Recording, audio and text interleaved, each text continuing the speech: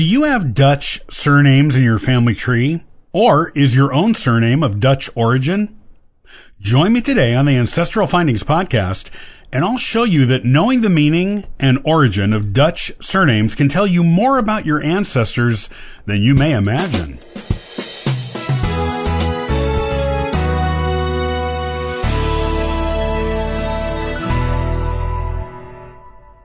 Do you have a Dutch surname or have an ancestor who had one? Then you will want to know the origin and meaning of Dutch surnames. They can tell us much about our Dutch ancestors, their lives, their families, and even their personalities. In fact, some Dutch surnames show ancestors who had finely tuned senses of humor. If you are researching your Dutch ancestors or your own Dutch surname, here's what you need to know about the origin and meaning of those interesting names. First of all, you need to understand Dutch surname prefixes, because many, not all, but many, Dutch surnames have them. Prefixes like van, ter, and vander are common and mean respectively of, at, the, and of the. When Dutch surnames are transcribed to English, these prefixes are usually attached to them without a space, so a name like de Groot becomes de Groot, and Vanderbilt becomes Vanderbilt. In Dutch genealogical databases and official records, these prefixes are ignored, as they are not considered a true part of the surname, just incidental to it. This means that if you want to find your Dutch surname in a Dutch database or official record, you need to type it without the prefix. Another important thing to know about Dutch surnames is that the people in the Netherlands did not start using them until the beginning of the 1800s. This was far later than the early Middle Ages, when most other countries in Europe started adopting surnames.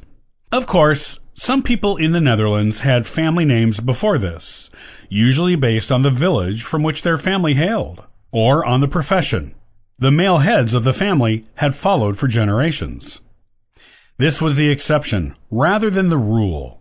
Before surnames became official in the Netherlands, people used patronymic naming, son of and daughter of, that changed with each generation, which was the most common way of identifying people in any European nation before official surnames were adopted.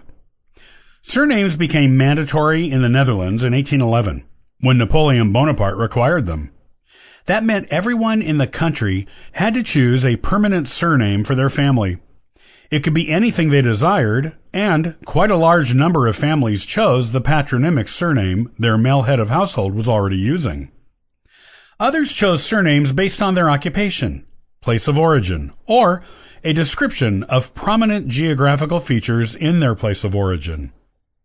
This new requirement to have surnames also gave the Dutch people a chance to show their sense of humor, and a lot of them did so by choosing surnames that were deliberately meant to be funny or ridiculous.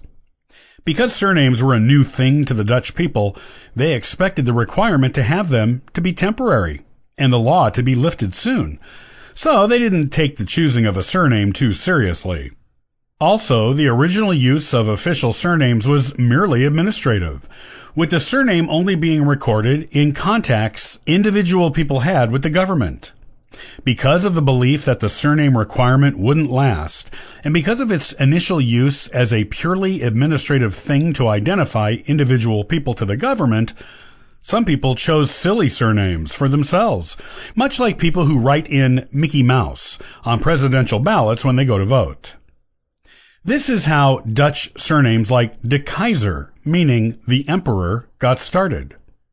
People were being silly when they chose these names and did not expect to have to use them forever, much less have them passed down through every subsequent generation of their family for centuries to come. There are also incidences of Dutch surnames like Nachtgeboren and Zonder which means born naked and without a name, respectively. Clearly, the Dutch had good senses of humor. Orphans who were found in the streets or on the steps of churches or administrative buildings were given the surname In 't Veld, meaning literally in the field, to indicate where they were found. when those children had to be officially registered with the government. Others chose surnames based on physical traits that had probably once been used as nicknames for them to distinguish them from other people of the same first name in their community. Surnames like Vos, meaning fox, and Pard, meaning horse, are examples of this, as fox described someone's bright red hair or wily wit, while horse meant someone who was strong or had bad-shaped teeth. Even with the terrific sense of humor that was used in creating some Dutch surnames, most people still chose a patronymic one when surnames began to be required. At the time of surname creation, someone using a patronymic of Pieterzoon, meaning Peter's son, would often just keep that surname and make it the official one for the family, to be unchanged in the following generations, regardless of what someone's father's name was. Others chose surnames based on their place of origin, or a landmark at their place of origin. Names like Terpstra and Veldink, meaning from the field and from the hill, respectively, are examples of this type of naming. With geographical names, they often have endings that indicate the area of the Netherlands where a person lived. If a name ends in Inga, Ma, or Stra, it probably originated in Friesland.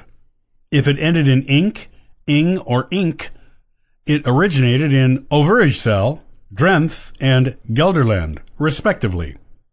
If the rest of the surname means something to do with a house, farm, or street, you may even be able to find it on a map and discover where your first Dutch ancestor to adopt an official surname lived with some precision.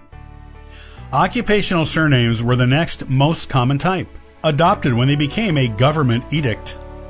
While names meaning Smith or Baker will be obvious, some are less clear. Surnames like Kook, meaning cookie, usually meant someone was a baker, and Balk, meaning beam, meant someone was a carpenter.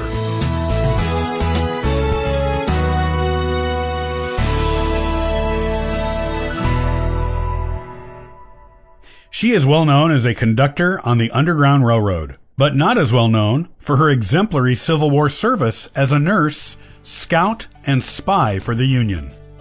Check out the next episode for her remarkable and amazing story. Thanks for joining me today. I'll see you next time on the Ancestral Findings podcast. And for further info, you can visit us at ancestralfindings.com.